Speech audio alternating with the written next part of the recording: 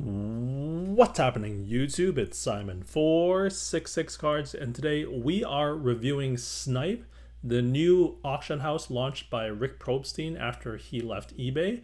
And we're going to talk about the things that I like, the things that I don't like, and also the things that I find interesting. And there's one thing in particular that I find interesting, and we're going to talk about that near the end of the video.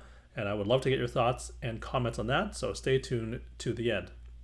So right off the bat, we are going to start off with the thing that I like, which is this onboarding packet that buyers get when they sign up for the website. And I have already signed up, and so this was sent to me. And right off the bat, this is a very helpful handbook for new users of the platform. So right off the bat, things that I like, this handbook. So we're going to use this as a guide, and I'm going to flip over to the website as we go through the different functions that are discussed in the handbook. So what is section 1? It just talks about the different types of bidding. They are next bid, which is basically the next bid increment up from the current bid, max bid, which is your maximum bid, and then a snipe bid, which is a bid that is entered right before the end of the auction and resets extended bidding. And so what that looks like on an actual auction here on the bid website, you can see I am logged in. This is my account in the top right hand corner, and you will see that if you click on this bid button, this is a 2023 Bowman Draft Sapphire Paul Skeens PSA 10. The current bid is $275. If you click on the bid button, you can see that the next bid up is $285. So you just click on that number, or $295, $305, and that is the next bid up. Max bid, you just pick a max bid, and then it's logged in, and then through proxy bidding, it will just move the bids up until it hits your max. And then a snipe bid is something that is entered right before the end of the auction to extend bidding further, because there is a extended bidding period. So in the final 15 seconds of an auction, extended bidding will be triggered, allowing all participants of the auction to place final bids to ensure that they have a chance of winning the item. Extended bidding will go on for as long as there are two bidders bidding for the item. So if you bid on something, then the clock is reset to 15 seconds. And then if someone else bids on the item, then that extends the bidding period again to 15 seconds until the 15 seconds expires, right? So that's how extended bidding works. I like this a lot, to be quite honest, because I am a big fan of extended bidding. Extended bidding to me is a good thing to have because it gives me a chance to pass on it one final time. Whereas on eBay, if you get sniped, you're screwed. So that is why I liked extended bidding.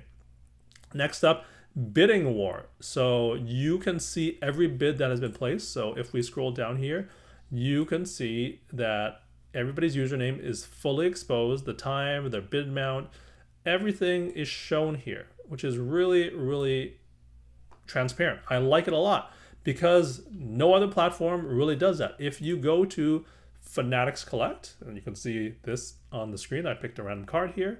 It is a 2013 Prism Shack Gold Prism. It just says there are 44 bids and it's currently at 4,300. I don't know who bid on it. I don't know if it's one guy or two guys or 8 guys or 20 guys or 44 guys. I don't know. I just know there's been 44 bids and it's at $4,300. If you go to Golden, it's a little bit better because it shows you the bid amounts and the time, but it doesn't tell you who it was and how many people you're bidding against. If you go to eBay, we know that they do this thing where they hide most of the characters of the bidder's user ID. So compared to that, those three other auction houses, this is a lot better because you can see that Weasel's Gonna Getcha bid $265. Great username. Shout out to that guy. And so I really like the transparency there. All right, let's go back to the handbook here. Next up is the comment section. You can see that there is a live chat function. And here on this card, there's a couple of comments. It says, Weasel's Gonna Catch It. There he is. I love the chat option. And then you can actually reply to that. You can see people are liking it, or you can add a new comment and start a new thread. So in terms of turning an auction into a more interactive experience, this is a great idea and makes auctions more fun. So another thing that I like is the transparency here of the bidding history and the users, and also the chat function. I feel like this makes it more social media friendly, and just makes it more interactive with the other users that you're bidding against and or just want to chat about cards with. All right, so those are things that I really like. Now we move on to section 2, searching and browsing, and we will quickly move into things that I do not like. As you can see, it says here, we are proud to introduce our search feature to the industry, streamlining how people find their desired items. Gone are the days of sorting through hundreds of filters. Similar to Google, and I'm going to say right now, it is not similar to Google, and I will explain why. Type in the keywords of auctions you're looking for and let us do the rest, powered by our proprietary keyword mapping technology. It will recognize commonplace industry abbreviations such as RC or Rookie or HOF for Hall of Fame. Yeah, so this is not great. If we go here, just as an example, I'm going to type in, you can see here, I have Gold Prism, and I'm going to hit enter. Do you know what shows up? Every single time Prism and Golden State Warriors shows up. You can see this is a silver Prism Kevin Durant. It is not a gold Prism, but because Golden State has the word gold in it, and Prism is right here, I get that. You can see here, this is another Kevin Durant, Golden State Warriors, gold. Oh, actually, this one's actually gold. This is an actual black gold Prism, so that's what I'm looking for. But Quentin Post plays for the Golden State Warriors, but this is a purple ice. You can see here, Podemski is another Golden State Warrior. This is a green shimmer. This is a national gold pack, so I'll give them a pass on this one. But here is a Steph Curry blue Prism, blue ice Prism, but because he plays for the Golden State Warriors, this is included in the search as well. So this is a big fail right off the bat. Now, if you are on eBay and you put in a negative and then put in golden, it removes all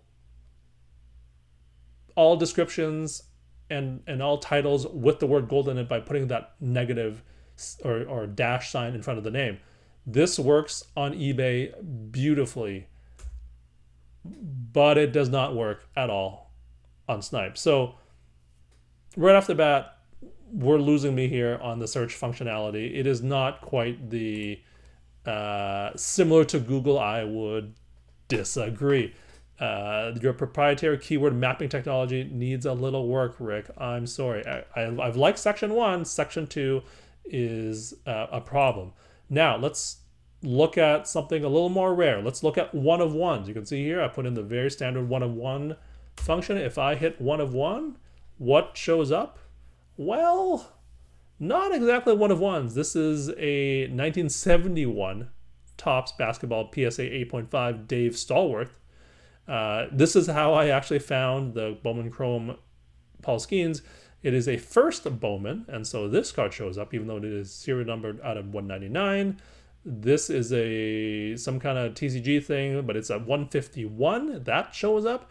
And so you can see basically all of these things that show up for my one of one search is not actually a one of one. There are one of ones in the auction. I did find them, but they are really hard to find. And in fact, maybe I'll be able to find it. Like this Kaboom is here, but it's because the card is a Lionel Messi #1 card. Like it's the first card in the set. That's actually the card number. It is included in this one of one search. Yeah, so this one of one search is like, let's just be honest, this is a disaster. You can see this Topps Chrome on Fuego Michael Jordan because it is card #1. This is included in this set or in the search. Yeah, this is not great. This is not good in any way, shape, or form. So the one of one search failed pretty badly. All right. And so then I thought, what if I look up the word superfractor? Maybe that will do a lot better. And so here I am, Superfractor. Let's hit Superfractor. And what do we get? A lot of things that are not Superfractors. You can see here, this is a Arnold Schwarzenegger super bold autograph. And I think it's because the word super is in Superfractor. That's why it's included. Here is a super hot Kaboom Lionel Messi card. This is a super hot, great abs. I don't know what. Cristiano Ronaldo rookie card. And yeah, this, again, not a lot of Superfractors happening here. This is a Topps basketball Kevin Durant Seattle Supersonics rookie card. Not quite what we're looking for there. Super high-end Topps Dynasty. 1 out of 5 Lionel Messi game-worn patch. Again, not quite the Superfractor I'm looking for. A more super hot, super bold. There it is. Yeah, so the search function needs some work. A super swatch for the 2014 Leaf in the game used hockey holo. Not quite a Superfractor. And so, yeah, the search function, quite frankly, is bad. It's not good and needs a lot of work, if we are being honest, which is something that we try to do no matter what on this channel. So that is the takeaway there is the search function, not quite what I would want it to be. So now going through that, the next section, and this is the interesting part, right? We've done things that I liked, which is the different types of bidding, the transparency in the usernames, and also the chat function. The bad is the search feature. The interesting is this piece about authenticity. To ensure every buyer receives exactly what they expect, we enforce strict authenticity standards through a combination of pre-listed vetting and our CGC authentication program. So what is that, you might ask? Well, let's go through it. CGC grading for raw cards. If you are not a super bidder, and more on that in a few minutes, any raw card that you purchase for above $100 will automatically be sent to CGC for professional grading at a competitive price of $12 per card and an expedited timeline of up to 20 business days. For more information, reference our authenticity page. So if I am a regular bidder and I buy any raw card, it will automatically be sent to CGC for $12 to be graded. And if we go to the authenticity page, here it is. If we click on that, this is actually what it says. That's Snype, authenticity, and trust our core to our platform. That's why blah, blah, blah will be pre-approved. Unlike other marketplaces where anyone can post unauthenticated items, we ensure each listing meets our standards for legitimacy and accuracy.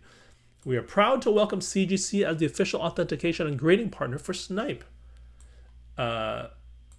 Currently, all raw ungraded cards sold for over $100 will automatically be submitted to CGC for grading, and you will be charged a flat fee of $12 per card and get an expedited grading time of up to 20 days. So, yeah, this is a thing that they basically force onto you if you are buying a raw card above $100. If you are not a super bidder, and more on that in a second. And this is the part that I find very interesting.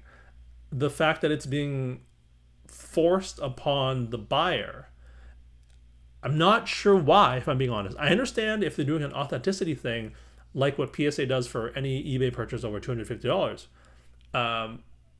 But to force you to grade the card for $12 is a step further that not everybody's gonna want, because a lot of people like to keep the cards raw so that they can fit them in their binders and their whatever way that they choose to collect their cards. Now, having said that, $12 is a great deal, because if you go to the CGC website, you can see that quick submit for bulk is $14 per card. So that is actually pretty good. $14 is the lowest that I can find on the CGC website. So you are getting a pretty decent deal, and $12 per card in this economy, in this grading landscape for the hobby, $12 is a steal of a deal. But again, what if you don't want a graded card? What if you just want the card raw? So that is interesting to me. All right, so let's go back to the handbook. Pre-listing verification, like it's vetted, yada, yada, yada. So here is the super bidder thing, right? As a super bidder, we will have access to the following perks at no additional cost. Deferred payments, so you can group your payments together and wait up to 7 days. You get exclusive super bidder auctions. So if I remember correctly, I believe this is a super bidder auction. This exclusive button here is a super bidder auction. That's what this signifies. And lastly, grading flexibility. Choose to opt out of automatic grading for raw cards over $100, giving you more control over how your items are handled. So if you register and are approved to be a super bidder, you actually don't need to do this every time. You can if you want, you can still opt in, but it is not forced upon you. So that is the difference between a super bidder and a regular bidder. I should say though that as part of this super bidder function, it says all super bidders are required to complete payment via ACH or SEPA or SWIFT, depending on region, ensuring faster and more secure transactions. The thing is, I'll be very honest, I am already a super bidder. There is no place for me to sign up for ACH or SWIFT. I looked, all they have right now is a credit card. So maybe that'll show up in the future, but right now I actually unable to do this part. All right, now to regular bidders. Every user still enjoys the full suite of Snype features, including 30-day bundling, more on that in a second, Snype bidding, and access to a full marketplace. But you have to do the automatic grading for raw cards over $100, and also you must pay immediately upon winning an auction. But when you are a super bidder, you can pay later by enjoying up to 7 days of deferred payment after your win. So it's worth it to sign up to be a super bidder, if for no other reason than to avoid the automatic grading of cards that are over $100 and raw. So that's where we are. Section 5, bundling, paying for, and receiving your items. Basically, rather than getting a bunch of different packages, you can choose to wait 30 days so that if you win multiple items, they are shipped to you together in one package and you only pay for shipping once. Absolute win, no brainer. Good job, Rick. This is a good idea. And then lastly, I tried to sign up for the app on my phone, and I got a notice that said that it was not available in my region yet. And so initially I thought that the Snype app is US only and is not available to me because I'm in Canada. But when I Google Snype app, nothing comes up. So I don't think the app is ready yet, which is a bit of a problem because the looking it up on your phone automatically funnels you to looking up the app. And so I don't know if the app is available and I just can't see it because I'm in Canada, or if it's not available, period. And in which case that's a problem because a lot of people like to do things on their phone, and when you are trying to sign up on your phone for the first time, it forces you to look for the Snype app. And so if it doesn't exist, it's a bit of a pickle, bit of a problem. And so that is the last thought on that. So I think there are some big wins and some misses, mostly the search function. I am intrigued by this CGC thing. I would love to hear your thoughts and comments. What do you think about that? But yeah, I think overall I'm intrigued by this platform. I know that there is going to be a lot of concern about the number of eyeballs that this website is going to get and this app is going to get. But to put on my economics hat, my business hat, the idea of arbitrage is probably going to keep prices somewhat close to market value. And so what I mean by that is, if I see a card, and let's say it is this Bowman Chrome card, I have no interest in a Paul Skeens Bowman Draft Sapphire PSA 10 autograph. But if the market value for this is, let's just say it's $1,000, and this thing stays at $275, I will bid on this card, if for no other reason than to buy it for $300 and then sell it for $850 or something close to market value. And so that principle of arbitrage is almost like a natural check on auctions to make sure that they are at least somewhat close to their market value. Because all you need is two people who are going to check the prices of a particular item for that to happen. You don't need, I know this thing has 53 bids. You don't need 8 people. You don't need 5 people. You just need 2 people to check the market price on an auction and then bid that thing up to something close to the market value. Because if this thing, again, if this card is worth $1,000 and it's currently listed at $275, and if the end of the auction comes on November 17th, 2025 at midnight, and it is still at $400, guess what? I'm going to put in a bid at $450, and so will many other people, until it gets closer to like $800, $850, and then at that point we know that there's nothing, no more free money to be had in this arbitrage situation, and then we'll back off. And that type of arbitrage phenomenon is going to be what keeps prices close to market value. And so that's why if I was a seller, I wouldn't be too worried about that, especially if during this promo period, Snype and Rick Probstein are offering, I think it's like a 5% commission or something, 3% commission, something crazy like that. So even if you don't get full market value, I think you'll be pretty close in terms of what you get back versus what you would have gotten if you had gone to Fanatics Collect or Golden or eBay.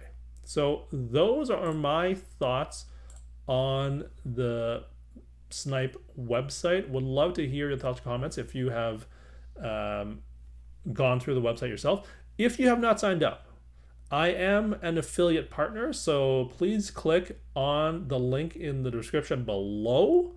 I am going to include a mystery card link to it, so maybe even 2 cards, so that when you click on the link, it will bring you up to a random card that I find interesting.